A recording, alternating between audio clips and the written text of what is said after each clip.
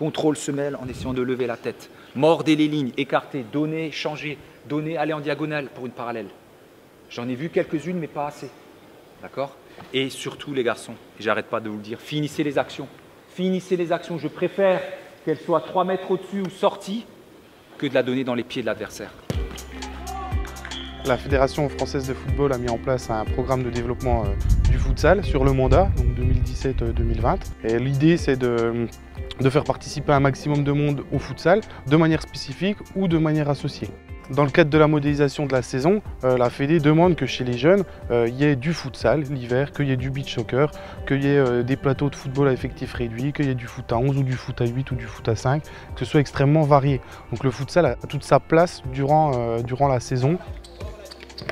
Et le futsal, je trouve, c'est vraiment complémentaire. Moi, je fais les deux pratiques, donc je suis un témoin. Et ça m'aide vraiment beaucoup. Depuis que je joue au futsal à 11, les prises d'informations, les passes dans les jeux dans les petits espaces, la qualité de passe, etc.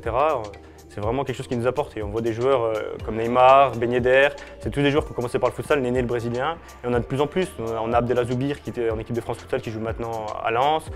On a plein de joueurs qui montrent le bon exemple. Et comme tous les sports de salle, c'est un sport qui est spectaculaire, dynamique. C'est un jeu qui va dans les deux sens. C'est un sport qui est basé surtout sur la prise de décision, parce que forcément le nombre de joueurs est réduit. Bon, au niveau physique, déjà d'être explosif, hein, le terrain est petit. Hein, ensuite, d'un point de vue mental, d'être très concentré, parce qu'il y a toujours quelque chose à faire. On est toujours concentré, quel que soit l'endroit où il y a la balle. Et donc également très attentif, parce qu'il faut voir tout le temps tous les collègues et également tous les adversaires.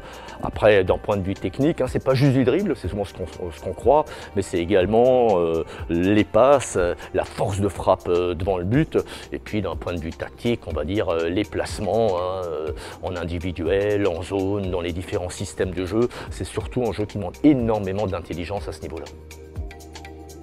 Le futsal, c'est ma vie en fait. C'est ce que j'ai envie de dire, le futsal, c'est ma vie. J'ai tracé toute ma carrière, que ce soit professionnelle ou personnelle, autour du futsal. Donc pour moi, c'est ma vie.